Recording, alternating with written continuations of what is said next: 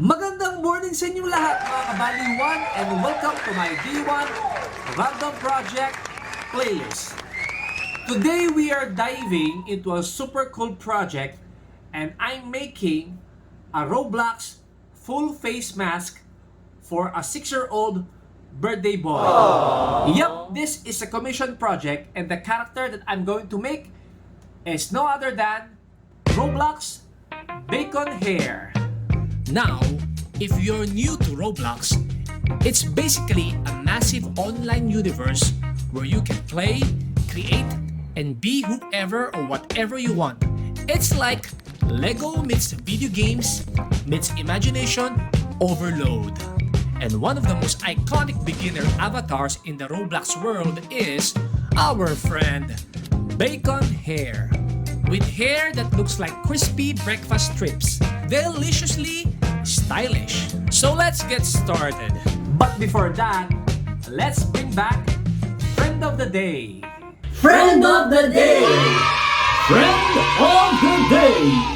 Greetings to the following friends. Shona Borlongan, Laquisha Laquifa, Antonio 868, and Do What Feels Good. Thank you for your kind comment and thank you for your support. And for those who are still new to this channel, hi, I am Aris Sariascado and my passion is making different projects and showing you how we do it. So please don't forget to like and subscribe and click the notification button for more updates. Remember, it's one day or day one. You decide. Let's do it now. Roblox Bacon Hair.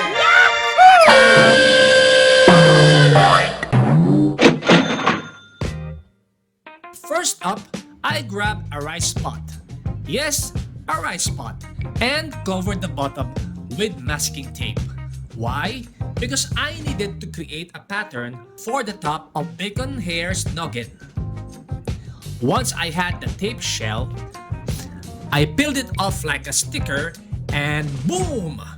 Instant pattern. Next step, I transferred the pattern onto EVA foam. That's right, our trusty bendy cosplay friendly EVA foam.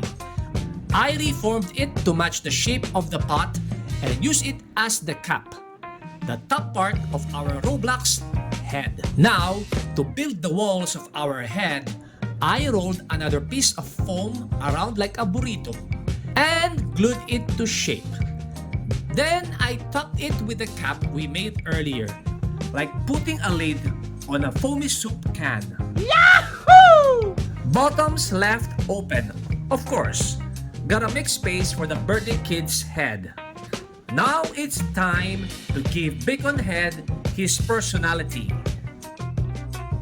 I sliced out the eyes and started crafting those famous bacon strips for the hair.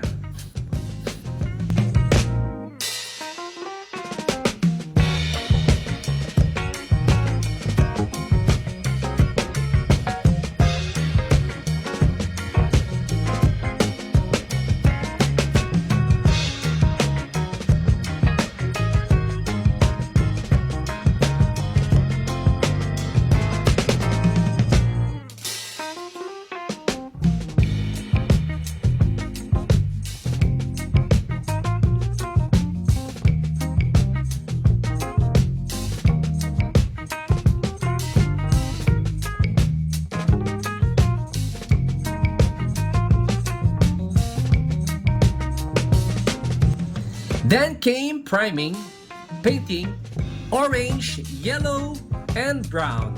We're talking full bacon rainbow, baby!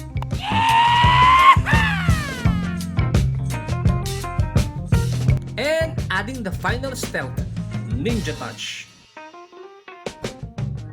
Black stockings behind the eyes and mouth so the kid can see out, but you can't see in.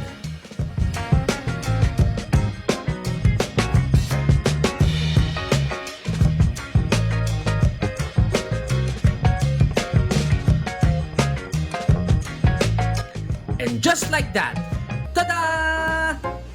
Bacon Hair from Roblox is ready to party, pose, and maybe even fight noobs in style. Don't forget to like, comment, and subscribe for more fun builds and foam chaos. Catch you next time. Thank you for watching.